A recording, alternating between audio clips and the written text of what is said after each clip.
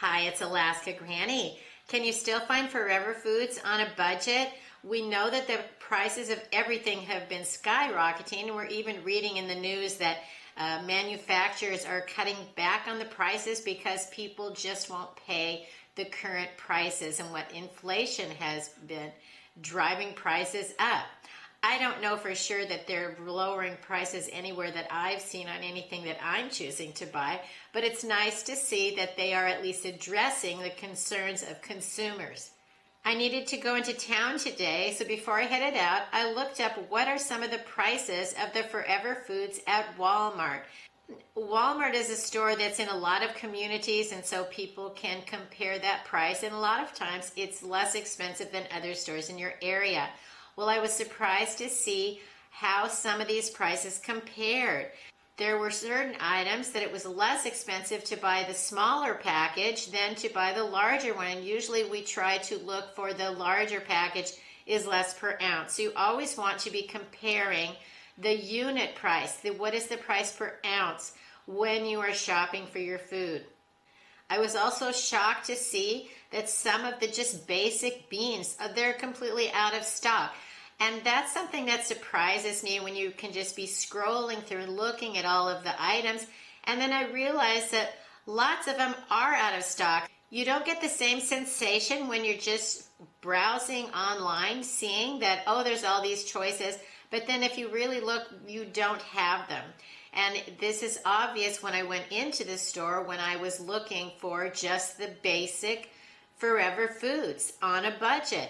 What about rice? Is it available? Can you find it in all different sizes of containers? This is what I discovered.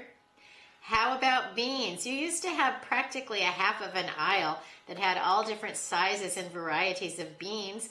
And we've seen from the online order they're not available, even though it gives the illusion of it.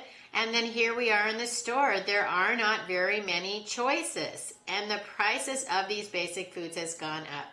I picked up a container of oatmeal because that's something that I like to eat all the time, and it's a Forever Food. But as you use your foods, you need to rotate and replace them. And I was surprised to see that it was nearly $5 a box for just the store brand of a container of oatmeal, because it has certainly gone up dramatically since the last time I purchased it in the store. You can see the price of pasta has certainly shot up when we used to be able to often find it for $1 a pound or less, and that just doesn't seem to be possible anymore, even for the generic price. Here's a look at some of the canned vegetables, some of the cans of beans.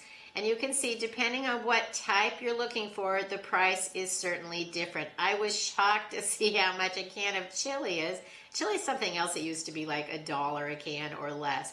Not anymore. So if you didn't stock up on it before, this might be the chance that you better try to add a can or two, because at these prices, who knows what it'll be in the future.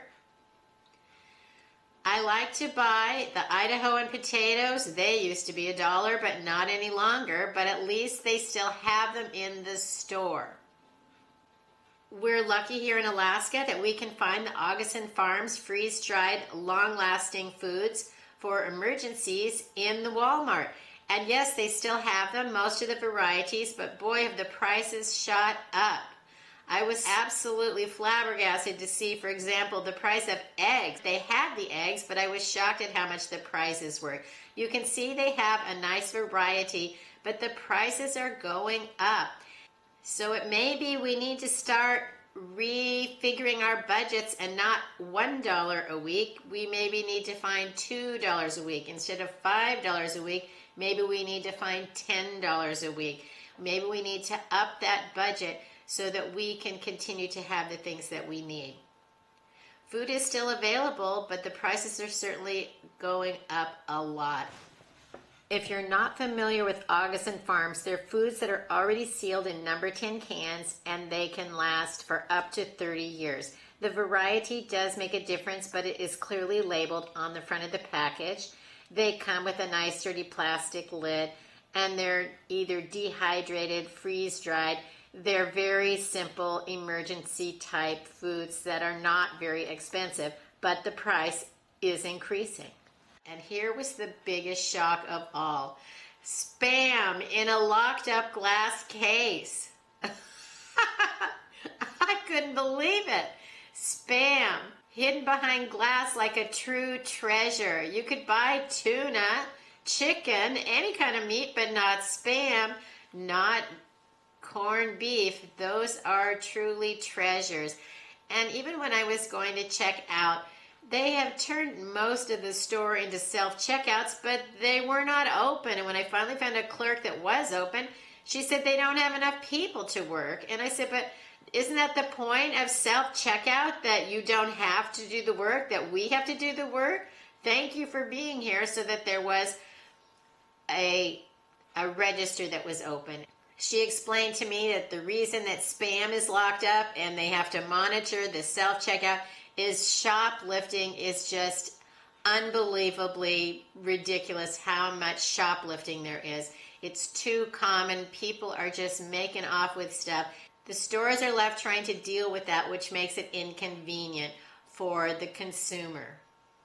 Always remember to inspect your food items before you buy them, because you might find dented cans or containers that have lost their seal. There are still Forever Foods available that you can buy on a budget, but you're going to have to stretch your budget a little more.